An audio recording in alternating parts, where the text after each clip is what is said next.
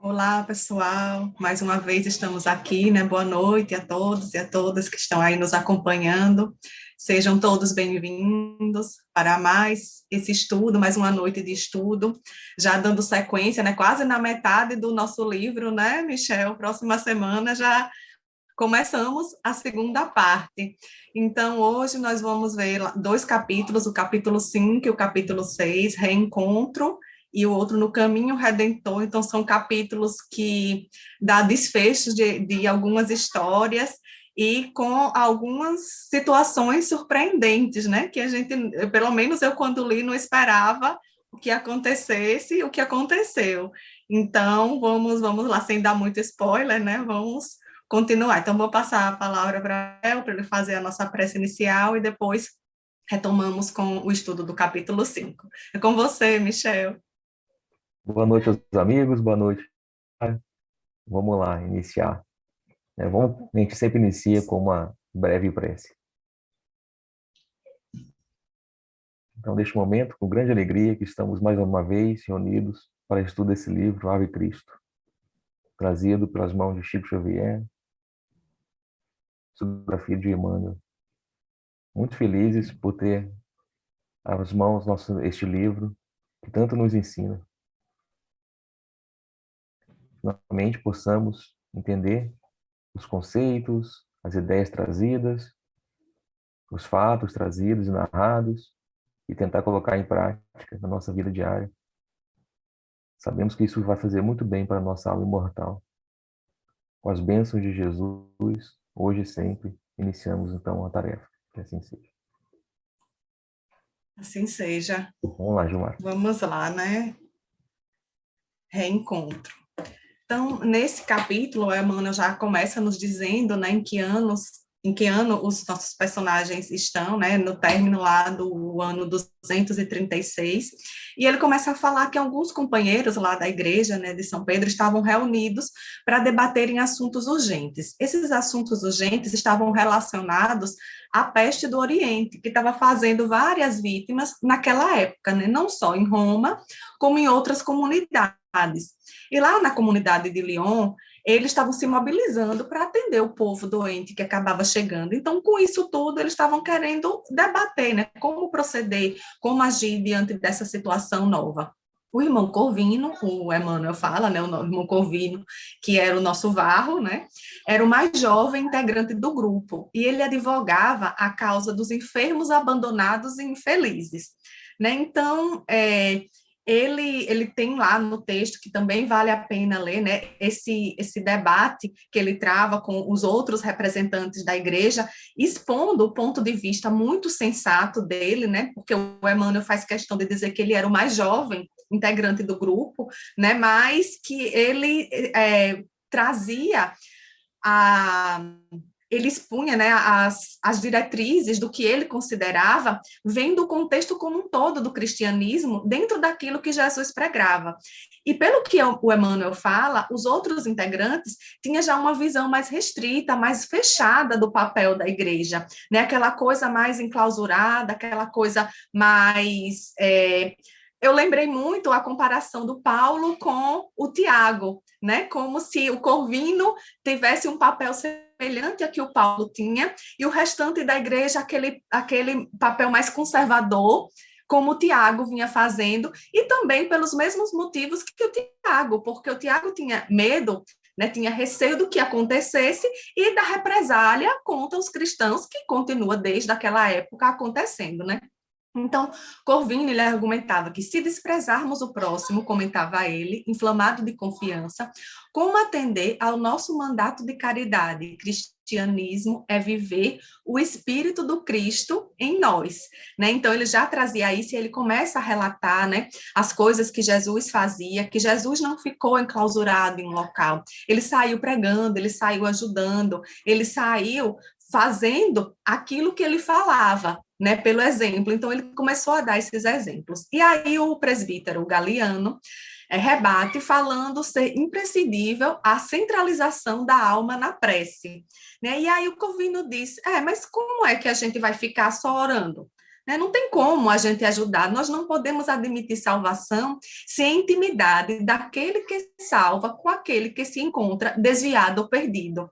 Então, assim, não adianta só rezar, né? Aquela coisa, não adianta a gente só saber, é preciso que a gente coloque em prática o que a gente pede, o que a gente estuda, o que a gente vê, é preciso que a gente pratique. Se a gente não praticar, como é que a gente vai saber que aquilo internalizou ou não? Né? Então, o exteriorizar o conhecimento, o que a gente pede através da prece, é o que vai dizer se estamos realmente seguindo o que Jesus veio fazer, porque Jesus ele não só falou, né? Ele foi um exemplo de tudo que ele falava. Ele mostrou que tudo que ele falava condizia com o que ele fazia. E é isso que Corvino tenta chamar a atenção dos demais irmãos que estão ali, né? Então, os demais integrantes da igreja temiam as retaliações do governo, né? E aí eles sugeriam o afastamento. E aí Corvino, mais uma vez, né, lembra que os cristãos são conhecidos pela sua doação integral à causa, e o primeiro a se sacrificar por ela foi o próprio Jesus, né? Então ele diz que a gente tem, e principalmente quando a gente viu no início do livro, quando Emmanuel fala da doação realmente desses primeiros cristãos, né? Que realmente eles se doavam para mostrar, porque o evangelho estava se firmando. Então, a doação era integral, eles vinham dispostos a isso. A gente viu lá naquela reunião que teve no plano espiritual, o como esses cristãos estavam dispostos a tudo, né? A dar a própria vida para conseguir firmar cada vez mais o cristianismo aqui para a gente. Então, outros irmãos lá interromperam, lembrando que, por medo das perseguições, os cristãos estavam sendo demitidos dos seus empregos. Então, quem tinha um patrício, que tinha um cristão que trabalhava na casa, por medo, né, de também ser acusado de cristão, ou alguma situação semelhante, eles acabavam demitindo esses cristãos. E aí o Galeano fala em esmolar. Né? Mais uma vez, irmãos, Corvino diz, esmolar o mesmo pensamento de Paulo, né? Paulo também diz, não, a gente precisa trabalhar para a gente se sustentar, né? A gente não pode viver da igreja, não, a gente não pode ser um fardo a mais para a igreja está lutando para crescer, então a gente não pode ser um fardo para ela, a gente tem que trabalhar e trabalhar para o nosso sustento e em prol da obra do Cristo, né? E o Corvino tinha o mesmo pensamento. Então, ele também rebate alegando que o trabalho que edifica e que cabeça vaga é furna de tentações, que eles devem trabalhar para o próprio sustento, né? Ele diz esmolar as pessoas, os mendigos é que fazem isso. A gente tem terra, né? Lá no texto ele fala, a gente tem terra, a gente tem a força para trabalhar, então por que a gente vai pedir? Né? Vamos arregaçar as mangas e mãos à obra para trabalhar. E aí, dentro desse debate todo, Corvino é chamado por Timiana. Timiana era aquela funcionária lá da casa, né, do sítio, lá dessa região do Opílio. Né, ela é guardiã do palácio rural dele e se fez amiga de Corvino pela fé. Então, ela se aproximou de Corvino porque ela gostava de ouvir Corvino, ela ouvia os conselhos de Corvino e foi lá e avisar que Tassiano, o filho dele, havia chegado nessa casa. Né? Ele, no capítulo anterior, a gente viu que o Opílio tinha pedido que ele fosse lá para aquela região, tomar conta dos negócios, e assim foi feito. Né? Então, finalmente, Varro veria novamente o filho, quase 20 anos depois. E aí, Corvino, naquela comunidade, ele se consagrou trabalho com a terra, né?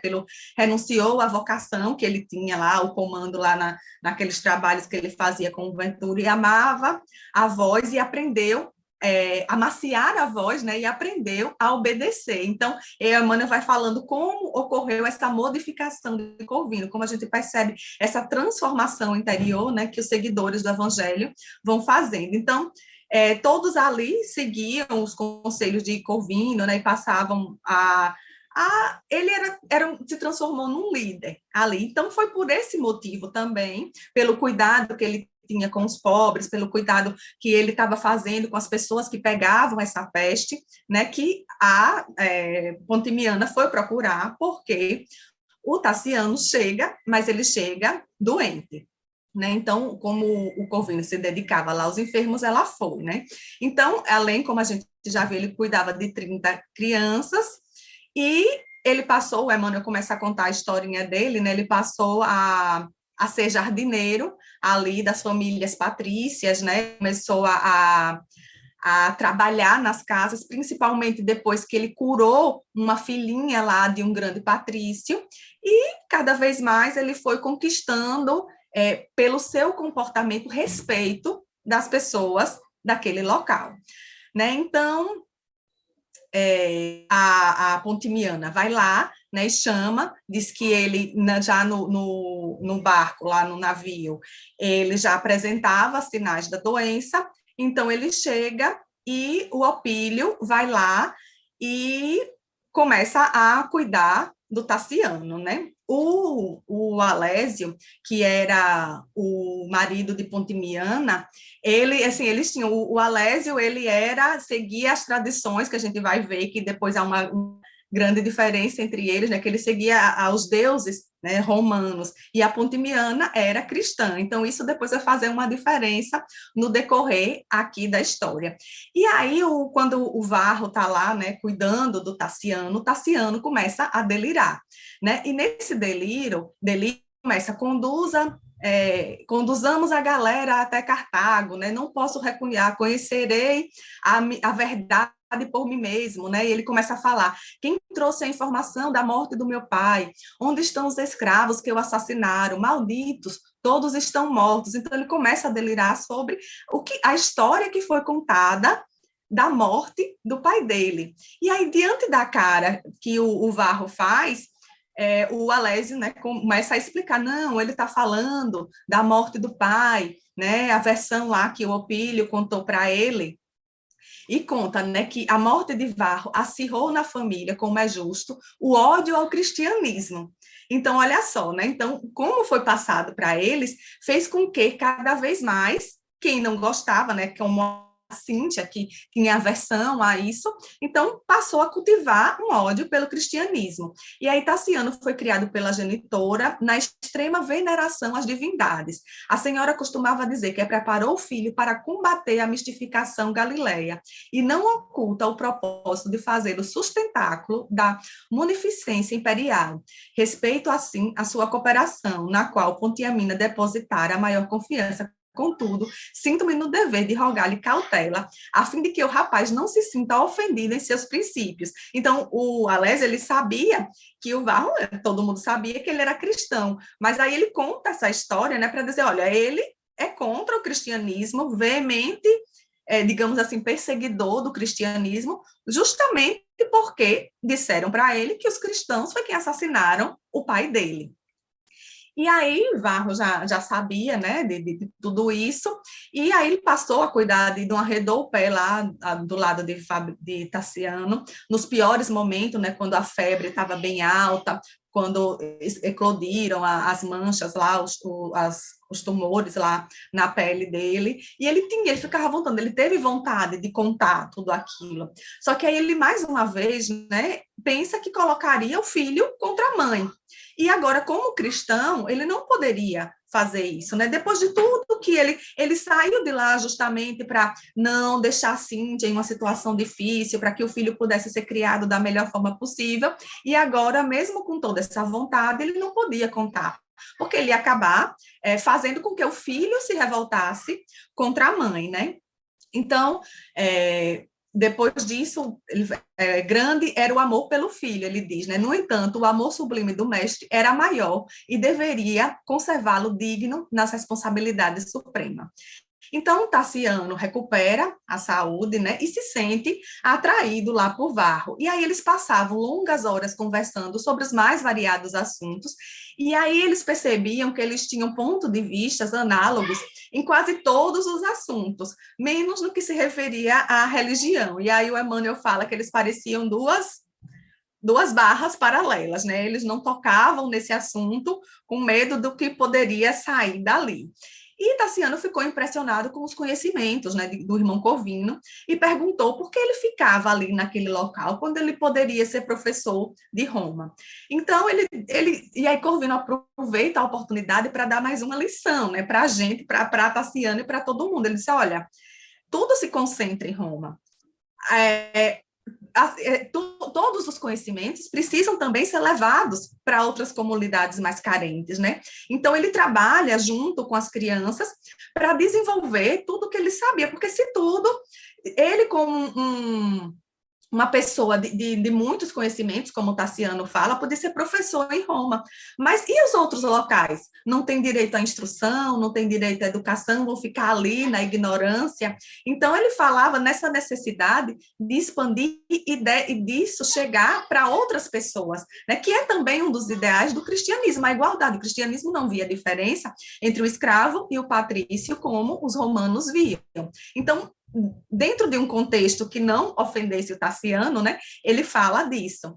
E aí, Corvino, também já querendo despertar as ideias cristãs em Tassiano, tem a ideia de chamar essas crianças, que ele explica que cuidava dessas crianças, para fazer uma homenagem a Tassiano e, através dessa homenagem, revelar Jesus para ele, né, para o filho. E aí Tassiano não se opôs, né? Então prepararam uma recepção com todos aqueles requintes, né, que o Emmanuel descreve muito bem, e Corvino levou as 30 crianças que ele era tutor, e aí elas entraram cantando, e aí onde começa a nossa história da mais uma guinada, né, na vida lá do Corvino e de tudo que está para acontecer aqui por diante. Então, todos ficaram, né, na expectativa do que aquele pequenino, ele escolhe o menorzinho de todos, o mais novo de todos, que é o Silvano, para fazer uma prece de agradecimento àquela recepção que o Tassiano montou ali, né? E aí todos ficaram na expectativa do que aquele pequenino iria falar, e ele já começa dizendo: Jesus, nosso divino mestre, ajuda-nos. E aí quando ele fala essa frase, né, Tassiano se transforma e começa a gritar: maldito Corvino, e quer expulsar do local, todos ali do local, né? E todos fica aquela situação constrangedora, e Tassiano começa a falar, não, que tem que massacrar os cristãos, que expulsa lá o Corvino do local. E aí o Varro pede piedade, né? Aí Tassiano diz: piedade? Não, aí começa a chamar os servidores lá, um que ele sabia que era contrário ao cristianismo, e aí chama esse empregado e diz: olha, pega um cão feroz e solta aqui neles. E aí o empregado obedece imediatamente, e aí solta esse cão feroz nas crianças. Repara só, né? O desespero, e que atitude, né? Assim, impensada e com consequências, né, que a gente sabia que não ia terminar bem. E aí as crianças começam a correr e se arranham lá nas roseiras, que eram cuidadas lá por Varro, e nisso o cão abocanha o Silvano, né? E aí a Pontimiana consegue tirar a criança da boca do cão e entrega ela para o Corvino sair para buscar ajuda, buscar socorro, mas o Silvano acaba morrendo, né? Então, esse doloroso acontecimento começa a traçar, como o Emmanuel diz, né, sombrios horizontes ao futuro da igreja. Repara, né? O Corvino leva as crianças vão falar de Jesus, e uma dessas crianças é morta, atacada por um cão. Então, a gente já dá para imaginar que os cristãos já eram perseguidos, e diante de uma situação dessa, tudo muda de figura, né? Então, eles teriam agora mais argumentos para combater a igreja, segundo eles, né?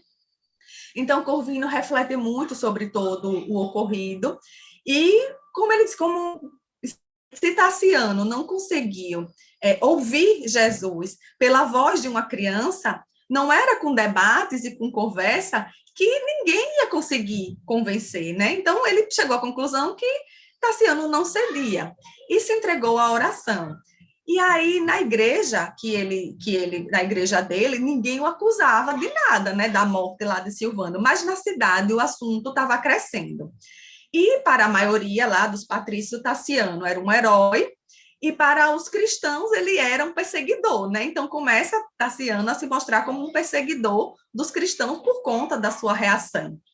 E começaram a falar na morte que a morte do Silvano era um infanticídio relacionado à feitiçaria e a operações mágicas. Então, olha só como a conversa vai se distorcendo. E aí a Mércia, que era a mãe do Silvano, foi convocada para fazer essa acusação. Então, a gente vai ver mais na frente, no próximo capítulo, que o Michel vai comentar, né, como vai se desenrolar isso. Né? Então, as autoridades locais foram ter com o Tassiano, tinha lá o Quirino Eustáquio, né, que era o questor lá, e ele foi ter, e todos ficaram bajulando o Tassiano, porque viram em Tassiano uma oportunidade de conseguir o que eles queriam, que era acabar com os cristãos ali daquele local, lá de Lyon. Né? Então, ele já começa a instigar a dúvida, né? De onde veio esse Corvino? E Tassiano estava interessado, mas porque ele tinha sentido uma afinidade com o Corvino e queria saber a procedência dele. E aí esse Quirino começa a falar, né, daquela história que o Emmanuel já contou, que ele a filha lá de um patrício e começou a trabalhar nas casas patrícias, né? E Tassiano foi e aí ele começa já a dar investida, querendo, digamos assim, manipular um julgamento contra o próprio Corvino. E ele diz que soube de fontes fidedignas que foi o próprio Corvino que encaminhou o cão para pegar o Silvano, né? E aí ele pergunta se o Tassiano confirma essa história, porque se essa história fosse confirmada pela boca dele, né, ia ter um peso maior. E aí o Tassiano fala, né, que não posso adiantar nesse sentido, ainda bem que ele foi honesto, né, que quando ouvi o nome do crucificado, a revolta subiu minha cabeça, não tive olhos, senão para defender a nossa propriedade contra a influência pestilencial. Determinei a soltura do cão de guarda, possuído de extrema desesperação. Me cabe, porém, aquilo que não verifiquei por mim mesmo. Então, pelo menos aqui ele foi sensato, né? E Quirino ficou contrariado, né? Porque ele queria uma resposta afirmativa. Então, Tassiano diz: olha, dentro da minha casa eu já vou começar a tomar algumas providências. E aí ele falou que os pais dele iriam chegar, né, que ele iria se casar com Helena e que iria morar ali. Então, que ele precisava preparar o local onde ele iria viver com a Helena. E o local precisava ser preparado seguindo as tradições romanas. Então, ele disse que pretendia reunir os empregados para que todos prestassem o juramento aos deuses romanos e afastar quem fugisse do compromisso e passaria a instituir o culto de Cibele em sua casa para purificar os costumes e os ares. Então, Quirino concordou e disse que faria o mesmo na sua casa e que recomendaria que todos os amigos fizessem isso. Então, quando a peste passou, Tassiano realmente promoveu, né, uma grande assembleia no seu lar para a reafirmação de fidelidade aos deuses. Ele foi o primeiro a fazer lá as reverências à estátua de Cibele, colocada lá no meio do jardim. Ele arrumou essa estátua toda com 2 leões do lado. E aí ele foi seguido por Alésio, né? Logo depois que ele fez essas referências, tipo, mostrando como deveria ser feito. O Alésio foi atrás dele, fez a mesma coisa, o juramento, e depois mandou que Pontimiana fizesse. Só que Pontimiana era cristã. Então, houve ali uma briga, uma imposição para que ela renunciasse à fé cristã. Então, a contragosto, porque quem não fizesse isso teria outro destino, ela vai lá e renuncia à cristã. E assim foi feito com todos os empregados, até que chegou a vez de Rufo, né, que ele já foi deixado último, já por medo de tumulto.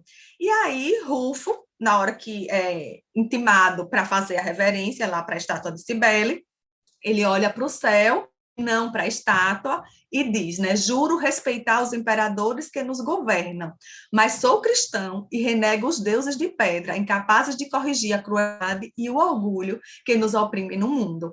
Então, resumindo, ele disse, olha, dou a César o que é de César e a Deus o que é de Deus.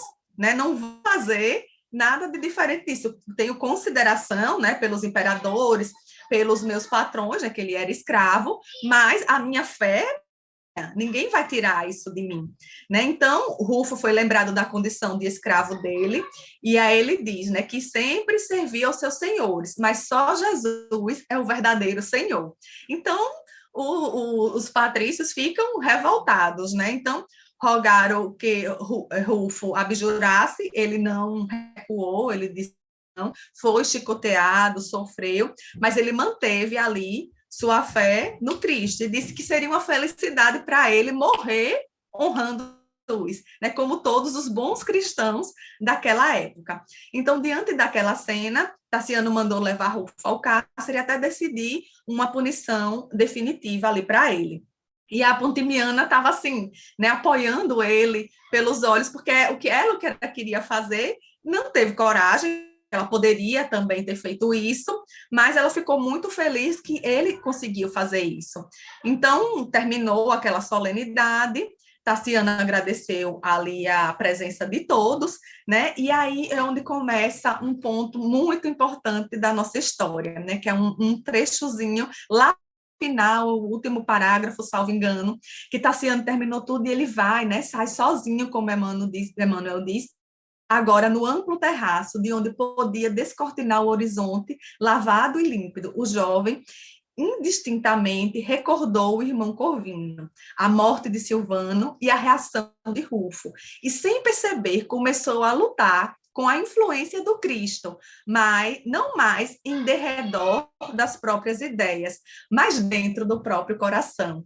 Então, acho que já foi aquela rachadurinha ali, né? Quando ele começa a perceber o que é essa fé, né? Aquela fé que intrigava Paulo também, né? Que intrigava lá o Públio, né? Então, assim, todos, como que essas pessoas fazem isso? Como elas se dedicam tanto? Como é que elas se doam? Como elas não têm medo de nada? Como a morte para elas não é nada?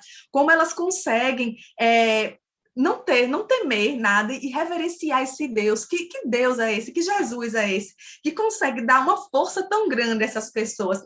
Então, eles passaram a refletir sobre isso, e aí ele começou a pensar não mais contra as ideias, né? Porque mataram o pai, porque isso, porque aquilo, mas de como as atitudes daquelas pessoas estavam entrando no coração dele.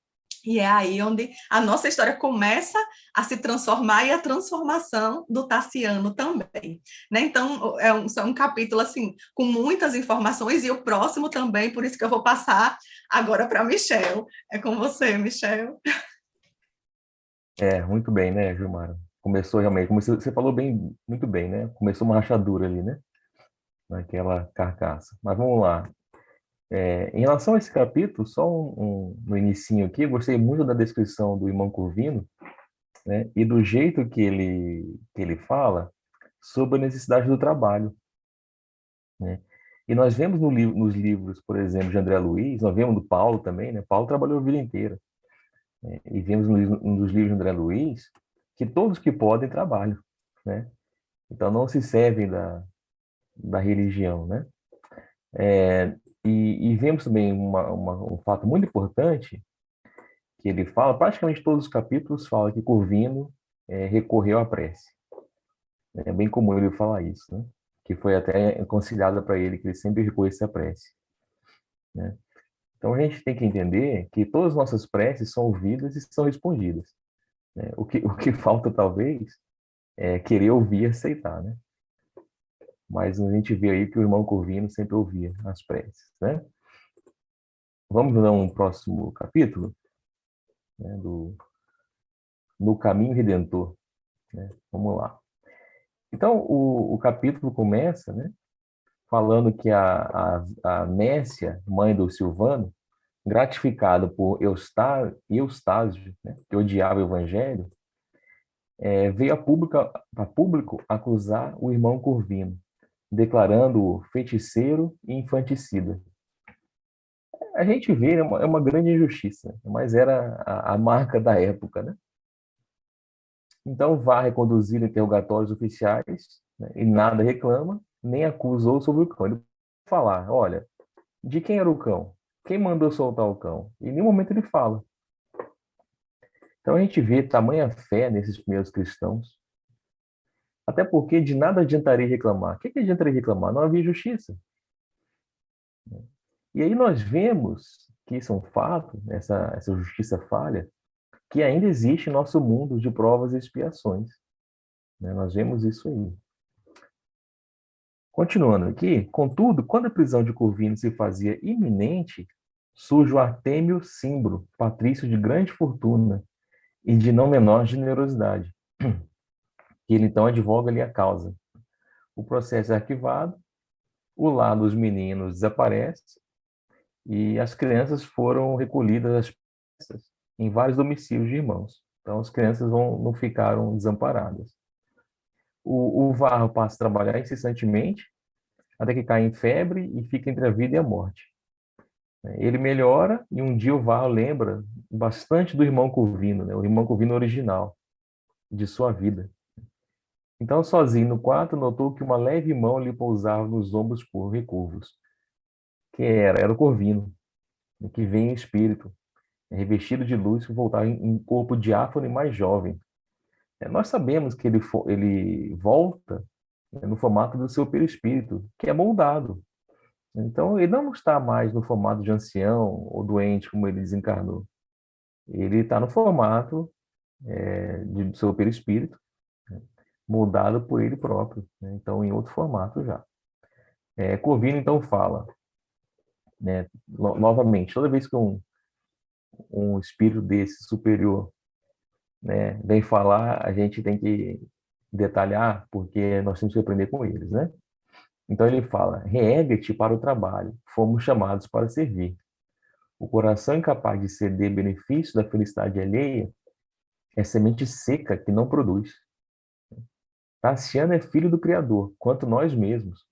Não reclames dele aquilo que ainda não te pode dar. Ampara teu filho, que é também nosso irmão na eternidade, mas não te propões escravizá-lo ao teu modo de ser. Então, a gente nota que nós ainda exigimos dos outros aquilo que a gente quer que eles façam. Muitas vezes eu falo assim: olha, mas ele não fez isso como eu faria. Não, cada um faz a sua parte, cada um está no seu momento de evolução. Se a gente aceitasse isso, quantos problemas seriam evitados? E aí continua o irmão Corvino: nossas dores, meus amigos, não são únicas. Quantas vezes nós achamos que o nosso sofrimento é único, é o maior do mundo? Né? Neste momento, quantos seres, né, humanos estão sofrendo muito? E a gente não lembra disso. Mas basta a gente ter uma unha encravada, né, que a gente já começa logo a pensar na nossa dor, né? E aí, continuando. O sofrimento é a forja purificadora, onde perdemos o peso das paixões inferiores, a fim de nos alçarmos à vida mais alta. Que seria de nós se Jesus, entediado de nossos erros, se entregasse à fadiga inútil?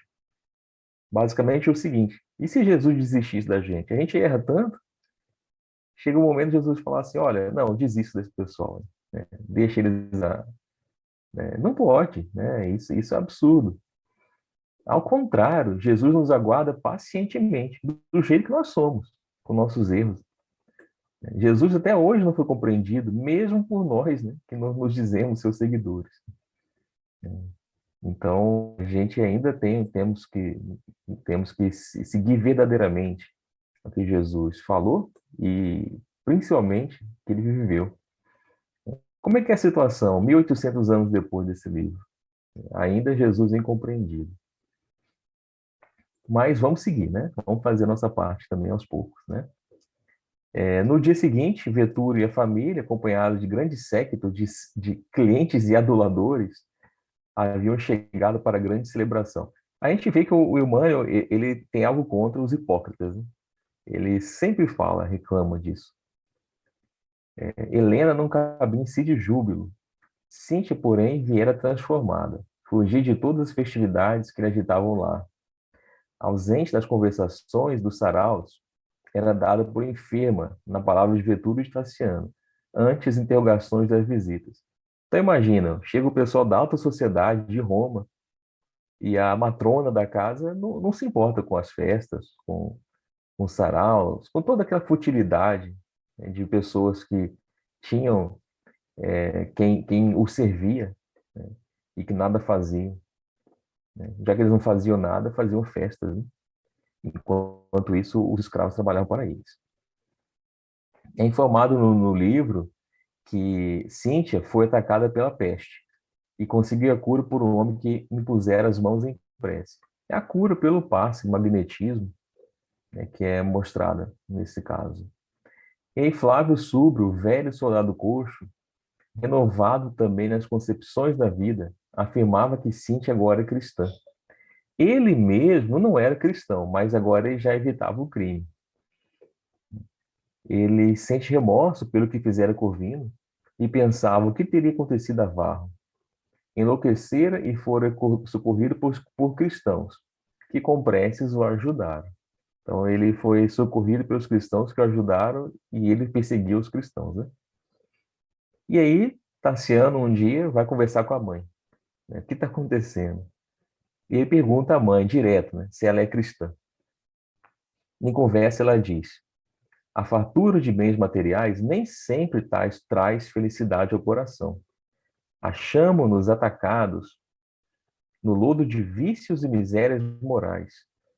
Só uma intervenção espiritual, diversa daquela em que até hoje temos acreditado, pode erguer o mundo. E ela afirma ainda, para escândalo de Tassiano, que Varro era seguidor de Jesus. Aí Tassiano fica fora de si, enlouquece. Ele não aceita de forma alguma esse Jesus que apenas apresenta sofrimento e ódio. Eles continuam ainda colocando na conta de Jesus o sofrimento que os cristãos sofrem, né? E aí Tassiano afirma que a mãe e prende ela nos aposentos, fica proibido de receber visitas e é guardada por um camarada chamado Epípodo, que não deixa ela sair. De solenidade no casamento de Tassiano e Helena, passa o tempo, chega no ano de 235, passou aí quase uns 2 anos. Aos adeptos da Boa Nova eram atribuídos a causa dos desastres que atormentavam a vida coletiva. Então a gente sabe, um ano, como é que é hoje, né? Um ano chove mais, outro ano chove menos, né? E aí, quando chove menos, as colheitas são ruins. Então tudo, colheita ruim, instabilidade política, peste, guerra, tudo eram colocado na conta dos cristãos, né? Que eram os deuses romanos se revoltando porque parte daquela coletividade não aceitava os próprios deuses. Então, aí ainda que a população se revoltava contra os cristãos. E aí, Caio Júlio Vero Maximino subir ao trono romano. O novo César, olha a descrição que Emmanuel traz dele. O novo César assemelhava-se a um monstro que se apoderara da púrpura, sedento de sangue e de poder. Eu fui procurar um pouco mais informações sobre esse César, né? Tem realmente ele reinou de 222 a 235. Notemos que é um fato histórico que o Manuel traz, que certamente Chico Xavier, quando psicografou, ele não tinha acesso a esses fatos históricos. Isso só mais ou menos prova a psicografia de Chico Xavier. E aí, esse Alexandre Severo reinou de 222 a 235, foi bem intencionado, né? Ele tratava bem os cristãos, mas foi assassinado. Né? Assassinado cruelmente. E aí desaparece com ele o quê? A influência das mulheres piedosas que amparavam o cristianismo no trono imperial, né? Não fatos trazidos por Emmanuel. Então, os cristãos, eles começam sendo muito perseguidos, depois diminui e agora volta a grande perseguição, né? Então, a nova perseguição é iniciada com Maximino, né? Incêndio nas igrejas, os cultivadores do evangelho reconduzidos aos tribunais, aos calabouços e aos anfiteatros, né? Recomeça vasta efusão de sangue em toda parte, né? Então, aqui a gente vê o sofrimento desses cristãos. Claro que o Emmanuel ele não vai narrar, mas para cada pessoa que sofreu naquela época, imagina as barbaridades que sofreram, né? E aí os seguidores de Jesus nas Gálias, não obstante todos os reveses da imensa luta, persistiram na fé, valorosos e invictos. Como os druidas, seus heróicos antepassados, procuraram a floresta para os seus cânticos de louvor a Deus. Então, se queimavam e destruíam as igrejas, eles iam para as florestas, né, como os druidas. E nós sabemos que Kardec foi um druida, né, numa encarnação anterior dele. E aí o Quirino Eustáquio, o questor, criou o justo escarmento. O que era esse justo escarmento? Os escravos reconhecidamente cristãos seriam condenados à morte. Seus descendentes vendidos a outras regiões em um expurgo. E aí começa, né? Em várias casas nobres, os escravos são mortos, né? E com muitas barbaridades. Depois de um tempo, o Tassiano e Helena têm uma filha, Lucila,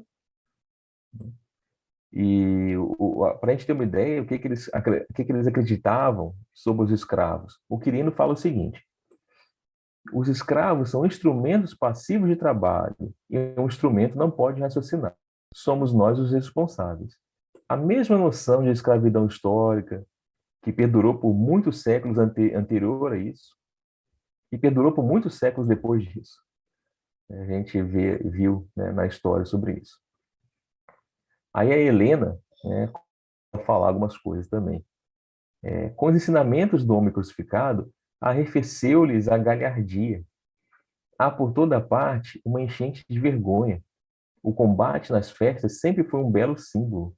Atualmente, porém, ao invés da lança em riste, vemos braços cruzados e ouvimos cânticos até o fim. Então, o que ela está falando? Que os romanos estão inconformados pela não resistência dos cristãos. Os cristãos eles eram levados aos círculos do martírio e entravam cantando, né? Não se defendiam, né? Então, eles não davam dando mais espetáculo. Os próprios romanos não estavam muito felizes com isso. Olha como é que é Helena, né? Uma jovem Helena que não tinha 20 anos. Olha o pensamento. E aí passa o tempo, o escravo Rufo continua preso, vários meses, foi preso vários meses, e aí seria dada nova chance a ele. Ele é trazido, a Dioclécia, a esposa do prisioneiro, e as duas filhinhas, Rufília e Diônia, o abraçaram. Então, que situação ruim para ele. Ele está lá, e aí vai ser muito humilhado, né, pelos romanos, na frente das filhas e da esposa. E Opírio fala: Rufo, chegou o momento decisivo. Jurarás fidelidade aos deuses e serás salvo, ou seguirás o impostor Galileu, sentenciando-te à morte e provocando o banimento definitivo dos teus. E o Rufo entra em oração e diz: o evangelho é revelação divina, e Jesus não é um mistificador, e sim o mestre da vida imperecível. Então, que tamanha fé, que tamanha coragem. O Opílio fala, então, desgraçado, não temes? Aí Rufo continua. Como é que Rufo, um escravo, tem tanto conhecimento moral, né? Interessante. E aí ele fala, Senhor, os que vão morrer colocam-se à frente da verdade. Dói meu coração reconhecer a esposa e as filhinhas humilhadas pelo incerto destino que as espera na terra. Entretanto, entrego-as nesta hora ao juiz do céu. E aí vem um ensinamento de Rufo, que é muito importante a gente trazer para a nossa realidade. Hoje podeis sentenciar, falando dos senhores, né? A casa, o solo, o arvoredo e o ouro permanecem em vossas mãos. Amanhã, porém, serei chamado à prestação de contas nos tribunais divinos. Onde estão aqueles que em outro tempo perseguiram e condenaram? Arrojaram-se todos ao mesmo pó, em que se confundem os servos e os senhores. As leteiras da vaidade e do orgulho consomem-se no tempo. A gente sabe que Roma, algumas dezenas de anos depois, cai, né? É saqueada, e o Império Romano cai, né? E ele continua: não tema a morte, que para vós é enigma e mistério, e para mim é libertação e vida. A verdadeira vida, a vida espiritual. Ele já sabia disso. Os títulos do patriciado não exoneraram vossos membros dos deveres para com o sepulcro. Então não adianta ser rico, milionário, muito milionário. Todos vão encontrar sepulcro e não vão poder levar nada. Então, ele entende a verdadeira vida, a vida espiritual. Onde estão os grandes poderosos de séculos atrás? Onde estão os reis Os imperadores romanos, quantos imperadores romanos? Onde eles estão? Aqui na Terra, nós podemos viver e sermos poderosos por algumas décadas. E olha que não é nem muito tempo, né? Mesmo os imperadores, a gente vê que dificilmente o imperador por mais do que 10 anos, porque tinha muitas revoltas, muitos assassinatos, né? Então, aqui na Terra, a pessoa pode ser poderosa por algumas décadas. E depois? O que é feito de tanto poder? Vira pó para todo mundo. E aí que nós vamos ter que responder à nossa própria consciência. E ele continua: vós, porém, romanos dominadores, tremei enquanto rides. Jesus reina acima de César. Aí eles realmente não aguentam. Porque falar que César era o máximo. Ele falar que Jesus reina acima de César, aí eles não aceitam, né? Os romanos aceitavam. E aí a Dioclésia e as filhinhas foram cedidas a preço ínfimo a Berzélio, o comprador, né, que antes de Rufo, o Rufo é punido e morto, eu não vou descrever como ele foi morto, não vale a pena, mas antes de o Rufo morrer, o Bezério chega no ouvido dele e fala: tua família encontrará um lar em nossa casa da Aquitânia. Morre em paz. Eu também sou cristão. Nossa lição aqui: não há desamparados. E aí Rufo morre feliz, né? Porque a grande preocupação dele era a família. Ele morre tranquilo, né? Então vemos novamente: não há desamparados da sorte.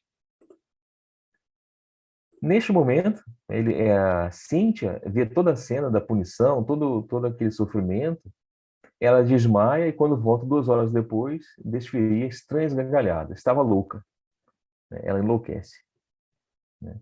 Passa um ano e um dia Cíntia consegue sair, né? Ela fica mais ou menos, né, presa em casa. E aí ela consegue sair, caminha e encontra Corvino, que socorria os sofredores. E aí Cíntia fala a ele sem o reconhecer, né? Lembremos que Corvino, né, deixou crescer a barba, né, escrito sobre isso, então ele mudou bastante. Aí já se passaram mais de 20 anos. E naquela época não tinha foto, né, não tinha internet, não tinha nada disso.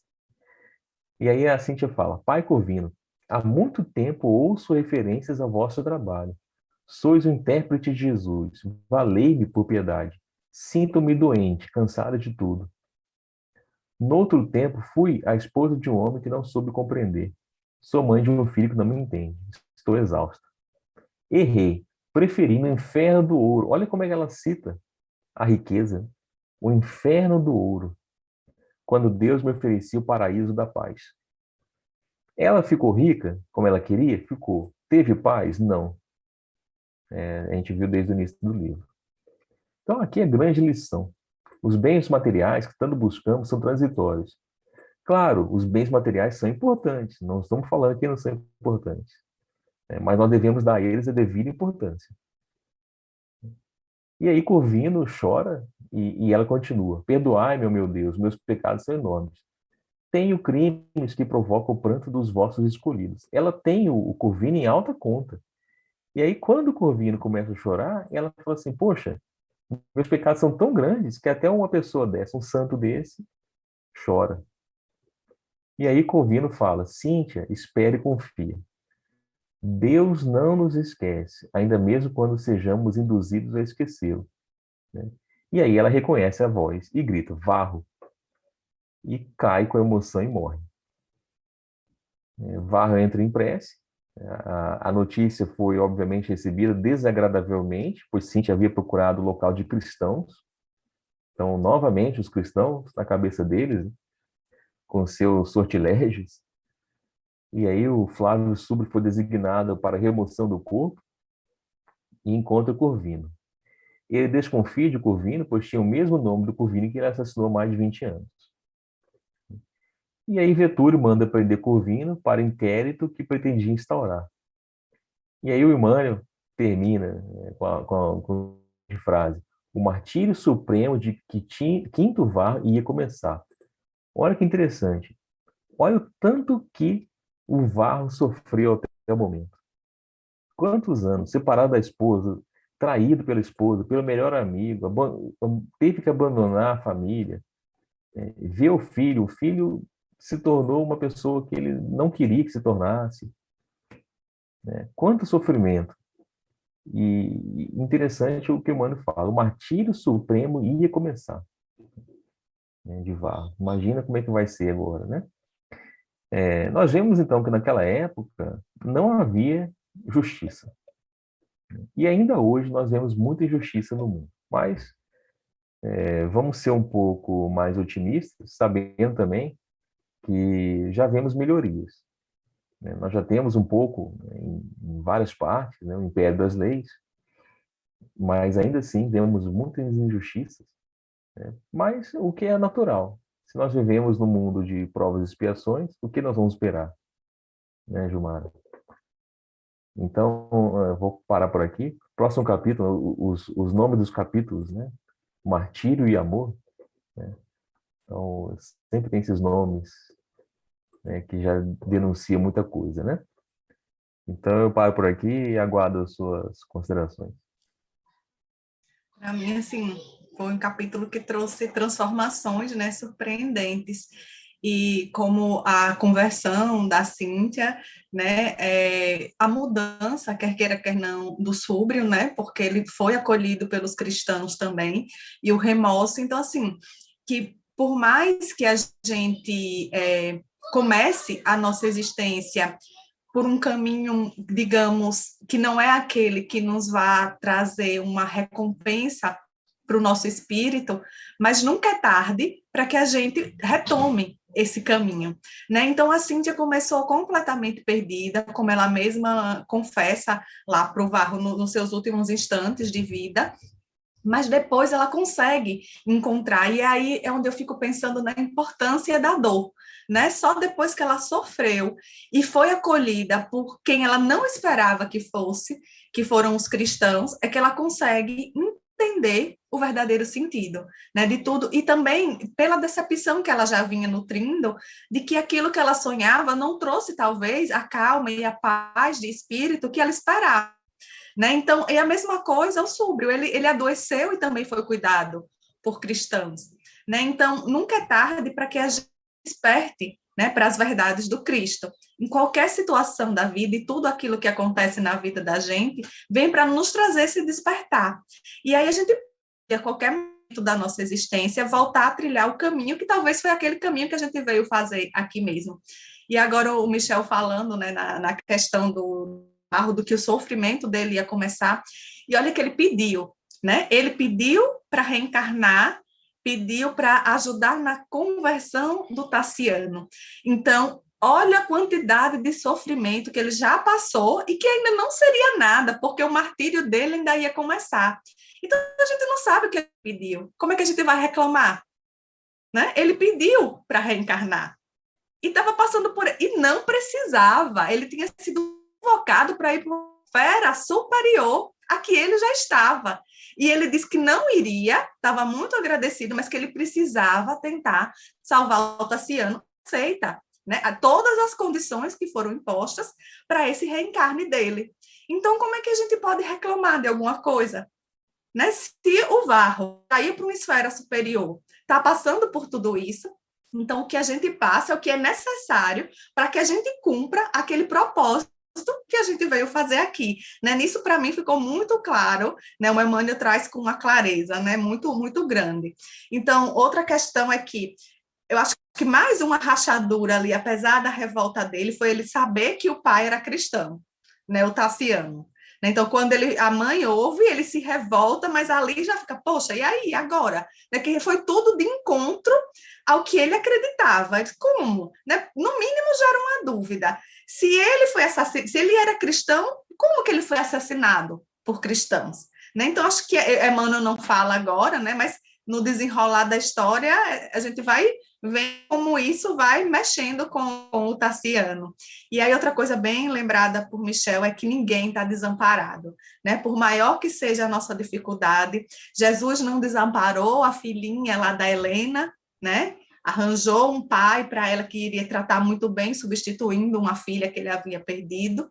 Não desamparou a família do Rufo, né? Então, a gente nunca está desamparado. Se a gente está seguindo esse caminho, todos aqueles que estão à nossa volta, podemos ter a certeza que tudo que eles estão passando também é o que eles precisavam passar, mas eles não estão desamparados pelas nossas atitudes, né? Porque ele estava tomando, mesmo a Helena, que tomou uma atitude que tinha sido advertida, que seria uma atitude que traria consequências ruins para ela.